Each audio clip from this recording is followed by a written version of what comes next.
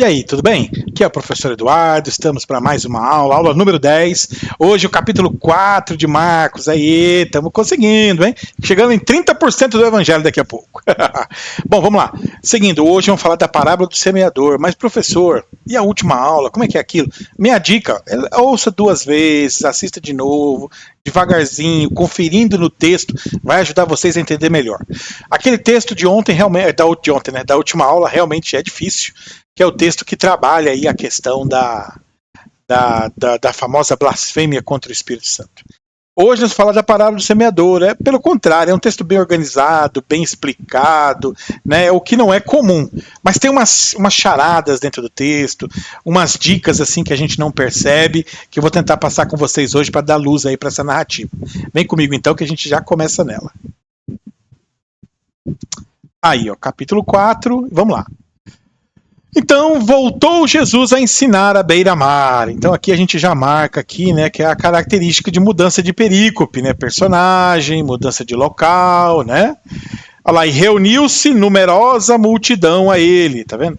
Então aqui, primeiro, beira-mar, vamos melhorar isso, né? Marcos fala beira-mar, né, mas na verdade ali é o Mar da Galileia. E Marcos também chama ele de Mar da Galileia, mas Lucas chama ele de Lago de Genezaré. É o mesmo, tá? Que é o Lago da Galileia. Na verdade é um lago, é uma lagoa grande de água doce, tá? Não é o mar, tá? Então, mas é que para Marcos, a visão de mundo de Marcos é o mar, aquilo ali tem uma compreensão diferente.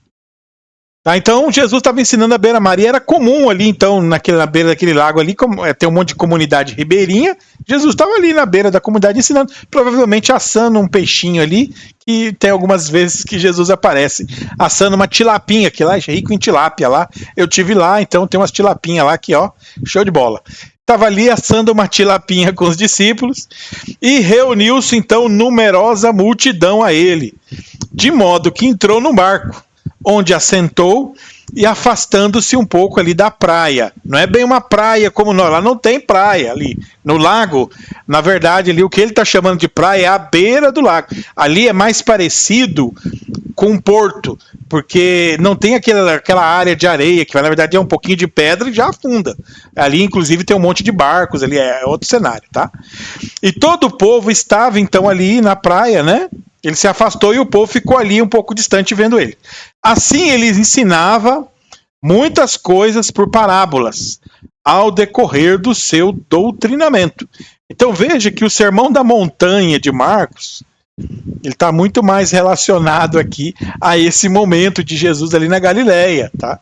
Onde ele está ali fazendo os seus ensinos. Isso é importante. Marcos sempre coloca Jesus ali ao redor do lago e aí nas cidades, Cafarnaum, Tiberíades, né? Ali sempre Genezaré, as cidades ali uma do lado da outra. Tá? Então tá sempre naquele trecho. Ouvi. Então ele estava ensinando. Eis que saiu o semeador a semear. E ao semear, uma parte caiu à beira do caminho e vieram as aves e comeram. Outra caiu em solo rochoso, onde a terra era pouca, e logo nasceu. Visto não ser profunda a terra, né? Saindo, porém, o sol a queimou, porque não tinha raiz, secou-se. Outra parte caiu entre os espinhos, e os espinhos cresceram e a sufocaram, e não deu fruto. Outra, enfim, caiu em boa terra, e deu fruto, e vingou e cresceu, produzindo a 30, a 60 e a 100 por um. E acrescentou, quem tem ouvidos para ouvir, ouça. Terminou a parábola. Aí, quem olha assim o texto, a mensagem está aí, tem a mensagem, ele está falando do semeador e do resultado da semente. Show de bola. Mas não é a mensagem principal. Você vai ver que ele não termina aqui a parábola. Ele não termina a perícope, ele continua. Ó. Quando Jesus ficou só, então há uma mudança de tempo, mas continua o mesmo conteúdo. Os que estavam junto dele, com os 12, o interrogaram a respeito das parábolas. Olha lá, ele anda aqui, ele coloca aqui uma separação, mas não há esse distanciamento que a gente pensa. Na prática, a perícope aqui ainda continua.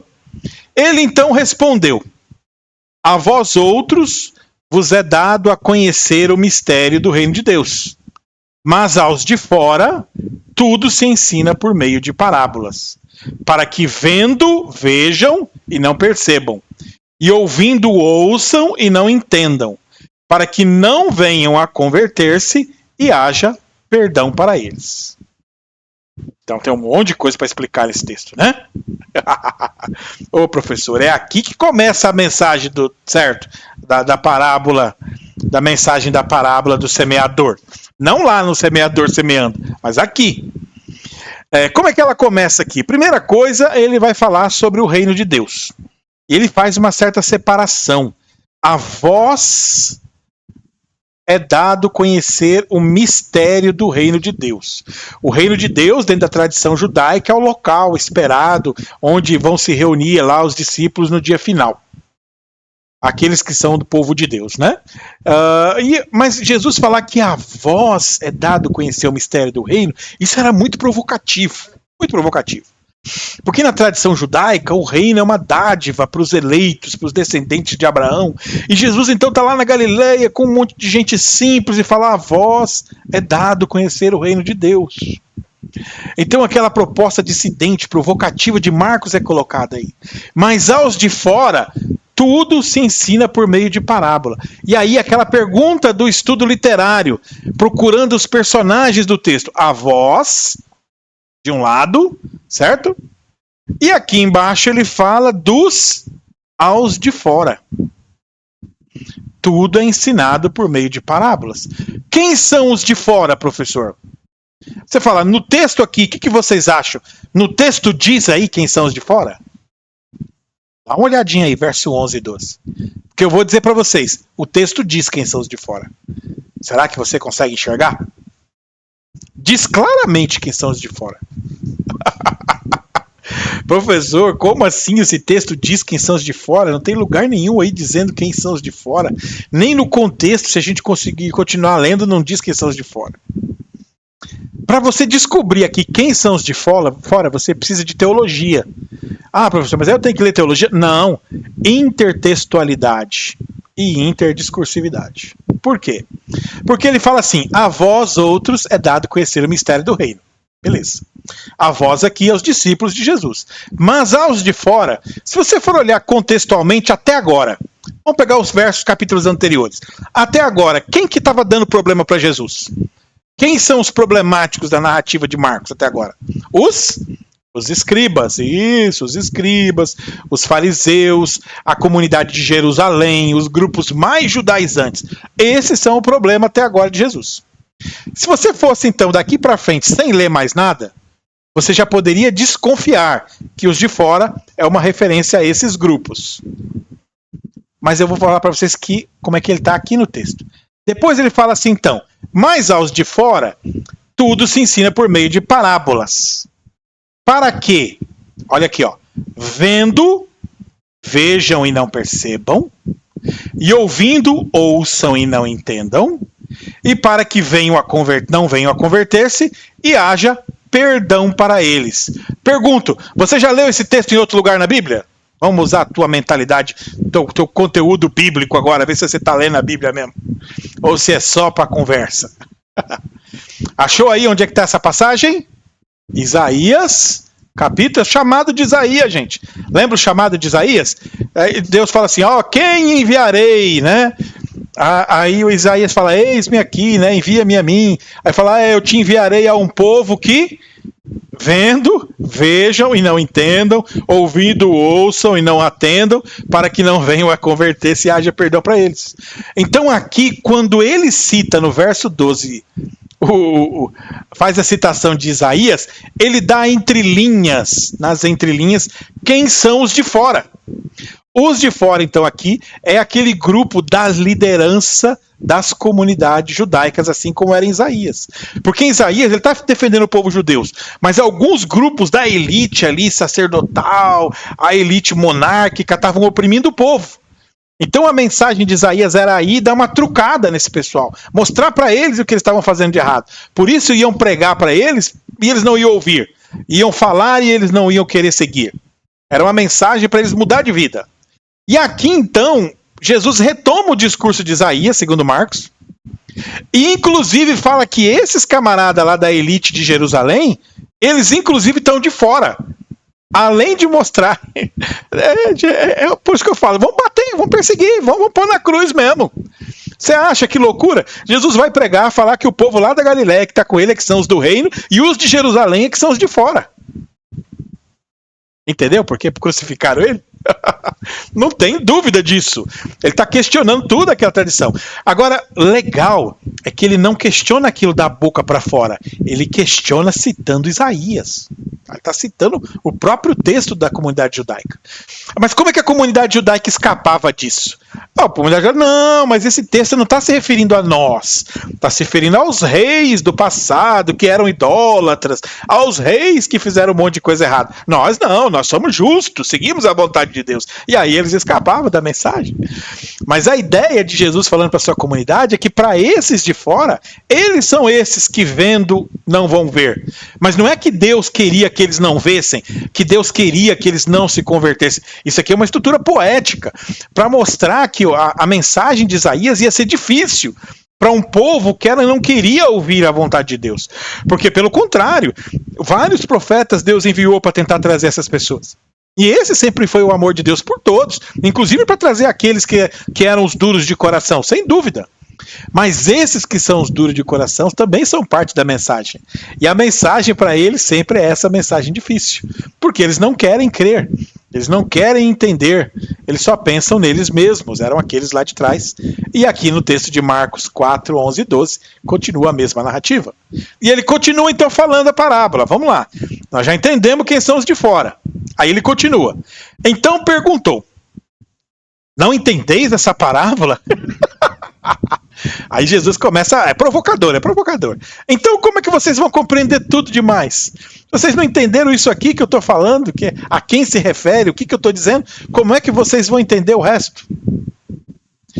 Aí ele explica. Vamos lá, deixa eu explicar para vocês então. O semeador semeia a palavra. Então aqui, claro, é um texto, Marcos está escrevendo uns 20 a 30 anos depois da morte de Jesus. Então já existe a palavra, né, como uma constituição sólida, uma ideia, um conceito. Nos dias de Jesus ainda estava formando, Jesus era a palavra, mas lá em Marcos a palavra já tem todo um conteúdo. Quando Marcos fala que Jesus, do semeador que semeia a palavra, todo mundo entende que ele está falando do evangelho. Então, estes, os da beira do caminho, onde a palavra é semeada, enquanto a ouvem, logo vem Satanás e tira a palavra semeada neles. E tira a palavra semeada deles, né? Então vamos lá. Novamente, aquilo que eu falei, no estudo literário, vamos ter que encontrar os personagens. Quem são estes à beira do caminho? Agora ficou fácil, né? Você consegue achar já aí quem são? Não, se você falar para mim que não sabe quem são esses à beira do caminho, aí eu vou ser forçado a falar com vocês igual Jesus. Como é que vocês vão entender as outras parábolas se não entende essa? Quem são os à beira do caminho? Gente, o que ele está falando aqui, ó? Esses que ele vai falar na parábola são esses que vendo, veem e não percebem. Que ouvindo, ouvem e não entendem. Que o coração não se converte, tá? Então, esses daqui, ó. Quando ele fala que, tem mais um detalhe, eu já esqueci, ainda bem que eu voltei. E para que não venham a converter-se e haja perdão para eles. Você pode falar assim, nossa, mas esse texto ficou cruel, né, professor?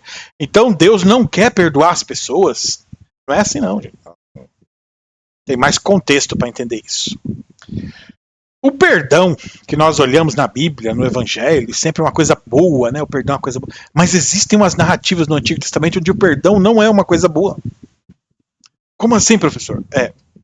A questão é que aquele grupo que Isaías está falando, se você pegar o capítulo 1, eles faziam as coisas erradas, ia lá no templo, sacrificava uma vaquinha e já queria sair com o perdão. Então lá no capítulo 1, ele questiona isso, Isaías. Lá bem no capítulo 1 mesmo. E aí que ele vai dizer, olha, se vocês fizerem o que é justo e o que é certo, vocês me procurem, que ainda que os seus pecados forem como a púrpura, eles serão brancos como a neve. O que ele está querendo dizer com isso? Que os judeus antigamente faziam essa compra do perdão entregando animais para ser sacrificados. Principalmente aquela comunidade que Isaías está questionando, aquela elite. E ele então confronta aquela ideia daquele perdão. Então eles queriam o perdão. Então por isso ele coloca essa crítica lá em Isaías mesmo, para que não haja perdão para eles. Ou seja, eles não vão conseguir me comprar se não mudar de vida. Seria alguma coisa desse sentido que ele está dizendo. Então quando ele fala assim, eles não querem mudar de vida e depois querem vir me comprar. Eles não vão me comprar. É preciso mudar de vida. Entendeu? Não é que Deus não queria perdoar eles, tá? Então tem que passar aqui, senão a gente não entende, né? Voltamos aqui para baixo, então. Aí ele vai explicar quem são essas pessoas que não entendem e que não ouvem. Então o primeiro grupo dessas pessoas são os que estão à beira do caminho. De longe a palavra, onde a palavra é semeada. Enquanto ouvem, logo vem Satanás e tira a palavra deles. Então ele está falando da pregação. Jesus está ali, tem a sua comunidade, seus discípulos e muitos outros, lembra o começo da narrativa, que se sentaram ao redor. Mas muitos desses que estão sentados ao redor ainda estão muito presos dentro das tradições judaicas. E quando ouvem a semente, logo vem Satanás e tira a palavra semeada deles. Então Satanás aqui, ele coloca como um personagem. Mas Satanás em si, a gente pode traduzir como um adversário. Poderia ter sido traduzido aqui, inclusive. Logo vem o adversário e tira a palavra semeada neles. Quem é esse adversário que está tirando a palavra semeada neles? O próprio grupo daqueles judaizantes radicais do capítulo anterior, que está dizendo que Jesus está falando pelo demônio, por exemplo. Então ele está aqui, Marcos, apresentando Jesus com o evangelho, uma mensagem dissidente e já confrontando as perseguições. Nesse confronto das perseguições, ensinando os seus discípulos que muitos daqueles que estão entre eles são pessoas que vão perder o evangelho por causa dessa perseguição. Então, o primeiro grupo, eles estão à beira do caminho. Então, é a ilustração da semente. O segundo grupo são estes, os semeados em solo rochoso, os quais, ouvindo a palavra, logo recebem com alegria. Mas eles não têm raiz em si mesmo, sendo antes de pouca duração. Em lhe chegando a angústia e a perseguição por causa da palavra, logo se escandalizam. Lembra? Olha o que ele está dizendo aqui, ó. Vem comigo, ó. Em chegando a angústia e a perseguição por causa da palavra. Olha lá. Isso aqui, gente, é porque é um escrito posterior. E o Marcos, então, ele já está escrevendo a palavra de Jesus mesclada com o contexto da comunidade dele. Então, quem está sendo perseguido mesmo aqui é a comunidade de Marcos. Por isso a palavra de Jesus aqui encaixou. É uma alusão a uma mensagem de Jesus que se torna uma pastoral nos dias de Marcos para levar a sua comunidade a entender que há perseguição, que vem da onde essa perseguição? Daqueles grupos judaizantes, está então prejudicando a comunidade. Que nos versos anteriores, no primeiro grupo é o Satanás. Aqui é o solo rochoso, criando problema. E veja que quem está criando problema e perseguindo aqui, não é do diabo não é o diabo não, é o próprio povo da igreja. Da igreja hoje, se a gente fosse fazer o paralelo. Mas na época dele são os próprios judeus. É o próprio povo de Deus que está criando um empecilho. E aí a gente olha para a igreja hoje e fala, meu Deus, como isso é igual. Como esse texto é aplicável à nossa realidade. Como hoje, muitas vezes, o adversário que tira a palavra de Deus está dentro da própria comunidade, às vezes. Está dentro da própria igreja, perseguindo e criando problema com os novos. Então é complicado, é para a gente parar e pensar mesmo nisso com carinho. Ó. Os outros semeados entre os espinhos são os que ouvem a palavra, mas os cuidados do mundo, a fascinação da riqueza e as demais ambições concorrendo sufocam a palavra, ficando ela infrutífera. Olha que texto atual demais, né? Os cuidados do mundo, sabe? A pessoa está tão preocupada com tudo, com o que tem que trabalhar, com ganhar dinheiro, a fascinação da riqueza, eu tenho que ganhar dinheiro, eu tenho que me profissionalizar, eu tenho que me desenvolver. Ó, as demais ambições, ó, eu tenho que comprar uma casa, eu tenho que ter uma esposa bonita, um esposo bonito, eu tenho que ter um corpo que pesa só 30, 50 quilos, só 80 quilos, tal. Eu tenho que ter cabelo, tem outro falando aí. Então, quando você olha esse texto, assim, essas ambições, né? Olha o que elas fazem, ó. Concorrendo, sufocam a palavra, ficando ela infrutífera.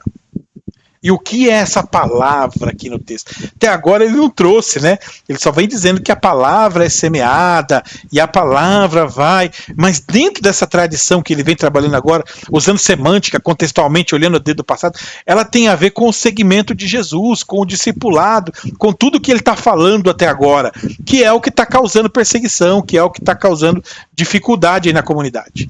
E o verso 20, os que foram semeados em boa terra são aqueles que ouvem a palavra e a recebem e frutificam a 30, a 60 e a 100 por um. Ponto. Ou seja, muito bom isso daqui, né? Que não é só ouvir a palavra, mas é principalmente viver a palavra. Viver. E esse aqui é o grande desafio da parábola do semeador. A parábola do semeador, então, primeira coisa, ela é para crente, como eu gosto de dizer. A gente gosta de pegar a palavra do semeador e jogar ela para todo mundo, menos para a igreja, né? Mas não, ela é para a igreja. Quando a gente fala do semeador, você pensa que ele está evangelizando fora, mas é evangelizando os de dentro, principalmente.